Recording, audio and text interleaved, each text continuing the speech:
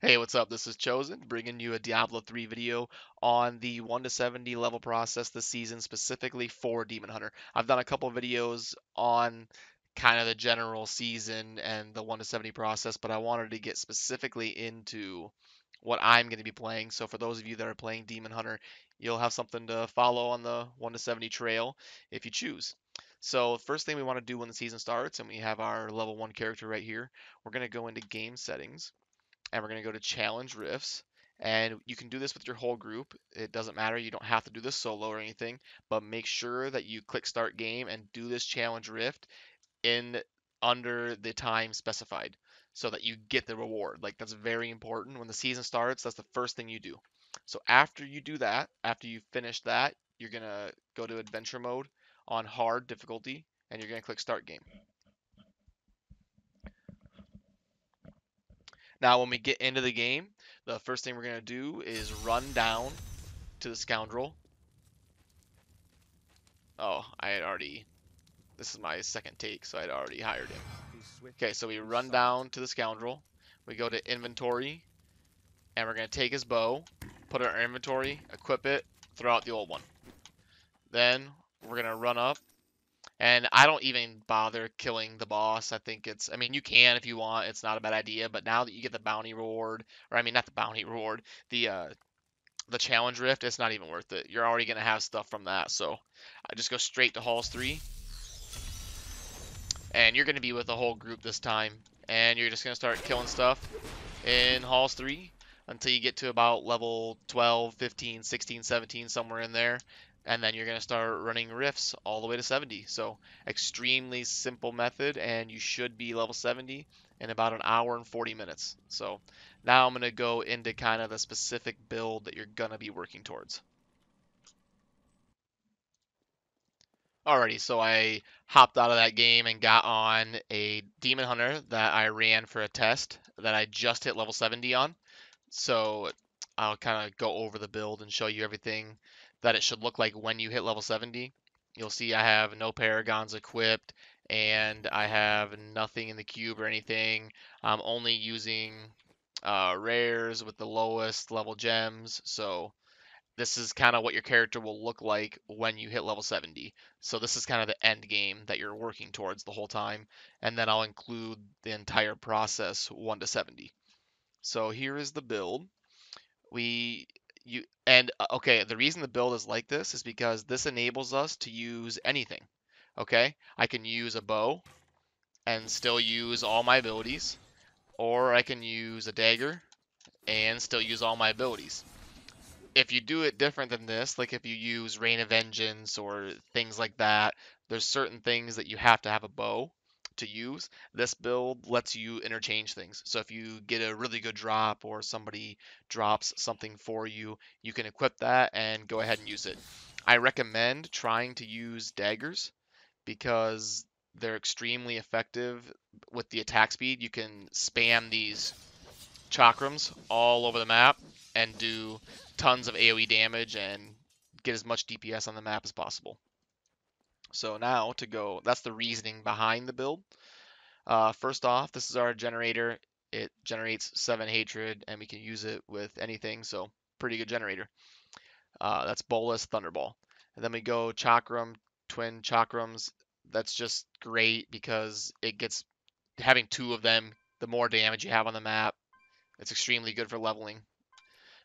And then the back companion, this is our oh shit button when we run out of hatred. Like, you know, we're sitting here spamming chakrams and we get low on hatred, boom, we pop our bat and we're good again. We can finish the fight. And then we finish that fight, and by the time we move, we're good on hatred again. So that's our oh shit button on being low on hatred. Then we go over to preparation, focused mind. This is our oh shit button when we're trying to be mobile and we're running around the map. We're doing this, we're keeping our movement speed up, and we're low on discipline, and now we're like, damn, I can't keep up with the team. Boom. We pop that, and now we're fast again. We can move around the map, and that's going to keep our discipline up for 15 seconds. And then all you have to do is, you know, spend the next 30 seconds normal again, and then it'll be back up. Marked for Death, this is really good for elite packs and like big stacks of trash mobs and Rift Guardians. This is going to make them take 15% more damage. That helps your entire party. And with Contagion, you don't have to constantly cast it to have it keep spreading to other enemies. So it's an amazing skill for grouping, and it's going to help your allies and you do more damage to those tough to kill enemies that are surviving, like elite packs and Rift Guardians. Then Vault Tumble. This is great for mobility. The reason we use Tumble is because um, your next one is going to be cheaper. So like, because there's going to be some times where we're spamming this, and that's going to save us some discipline costs in the long run. And we want to make sure we always have that up so that we can get out of Frozen, out of Molten, and we can stay safe. The passives, these these three are pretty good. I would recommend using all of those. This one's interchangeable. I really like Perfectionist. I picked this one because you get it a little bit early, and it's just some flat damage, and you can kind of just leave it and go. This one's like if you're in hardcore mode or something, or you're taking a lot of damage, this is great for toughness. This is gonna make you a lot more. Uh, this is gonna give you a lot more toughness. So it's a good passive if you're taking too much damage. But I just equip this one because it's consistent damage that is gonna be there for you all the time, but you do need to be using a bow for that. So with my build currently, I'm actually using a dagger, so I would not be using this. This would be something if I were using a bow. So what I would be doing is switching to Perfectionist for this exact build. I hadn't done that yet, but it should have been on that. I play hardcore, so I would be running around with Perfectionist. And then Hot Pursuit is amazing. It increases your movement speed every time you hit an enemy for 4 seconds, so it lasts for a long time. Steady aim is awesome. It's just a flat 20% damage increase. 10 yards in Diablo 3 is a very small distance. So as long as you're not standing next to an enemy, your damage is going to be 20% buffed. And then Tactical Advantage is amazing. Every time we vault, we get a big boost in movement speed. So all we got to do is vault every 2 seconds, and we're going to be running extremely fast. And you see that really doesn't even hurt our discipline that much. So we can keep that movement speed buff almost permanently. And for the 1 to 70 process, you want to be moving quickly. Actually, always in Diablo. Like any farming you're doing, you want to be moving quickly. You want to be getting to the next point and killing enemies quickly. So we're on hard mode, and I'm going to kind of show you what the build looks like in action. We'll go to Halls 3 and kind of give you an idea of how much damage you'll be doing for the group and all that stuff. My sound is a little too loud, so let's get that turned down just a little bit. All right, so what we're gonna do is spam shock. We're gonna come in, mark for death, and then chakram. Vault for the movement speed. Mark for death, chakram. Mark for death, chakram. Move, move, move. Mark for death, chakram. Move, move. Mark for death, chakram. My discipline's getting low, so I pop my preparation, chakram. Mark for death. Get to safety. Get to a distance. Remember, we have that archery buff, or that steady aim buff that we got to keep up. Our oh shit button for hatred is our bat. Mark for death. Chakram. Movement speed. Movement speed. Keeping that mobility up. We don't want to fight one mob. We want to fight packs, just like this. Let's get to a point where we can keep our steady aim buff. Remember, we don't want to be within 10 yards of an enemy, because then we're nerfing our damage. Movement speed. Mark for death. Get out of melee range so that we keep our damage buff. Move. Mark for death. Chakram. Mark for death. Chakram. And now see, my preparation's already back up. So I can be mobile and pop that. And then look at my discipline recovering. And yeah, that's kind of the general playstyle. You're going to have really good AoE damage, so you're going to be getting a lot of mobs low in health for your team to help you finish off. And that's kind of the general playstyle.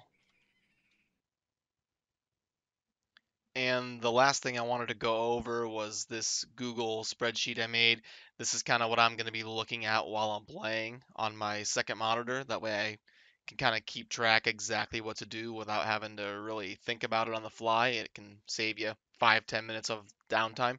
Um, but a couple things I did want to know is, this is a general guideline. This isn't something that's like set in stone that you have to do or you're gonna finish an hour behind everybody else. So, if there's something you want to try that to put your own flavor in it, by all means do that. Or if you have any suggestions to me that, hey, why not try this or why wouldn't this work, then by all means leave it in the comments and I'd be happy to discuss it with you. And also, I left a note down here on a couple things. If you find an awesome item that like is a build defining item, like use it. I mean, don't you be using a dagger and throwing chakrams really quickly if you find a Yang's recurve or something. Like if you find an awesome item, use it and adapt. You got to be able to adapt your build to accentuate that item. So this is just a general guideline. If things go normally and you don't find anything godly, this is kind of something to follow to guarantee yourself to be level 70 in 2 hours. That's really easy to play. And also this what to do each level. Um, I tried to design it in a way where there's only one thing to do every level so that you can just get in, do it, and go. There are a couple instances where there's multiple things to do on that level, but I would wait until the next level to write that. That way you're not having to do too much on a single level up. It's kind of spread out to be kind of smooth. So, yeah, anyway, that's the guide, and if you have any input, I'd love to hear it down in the comments. So, thanks for watching. Good luck this season. Peace.